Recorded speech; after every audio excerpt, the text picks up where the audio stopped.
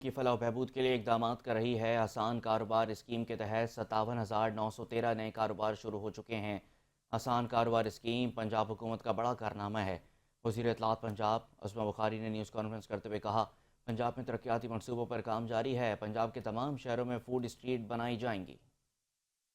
یہ لوگوں کو جو ہے وہ کاروبار کرنے کے لیے اربوں روپے ہر بتا آپ کی ایک ٹرم ہوتی ہے، ہر بندہ کہتا ہے جی اربوں جو ہے وہ لگا دیے، اربوں ہو گئے، لیکن یہاں پر فیکچولی جو ہے وہ چیف منسٹر صاحبہ کی ہر سکیم کے اندر نہ صرف اربوں لگتے ہیں بلکہ لوگ اس سے مستفید بھی ہوتے ہیں۔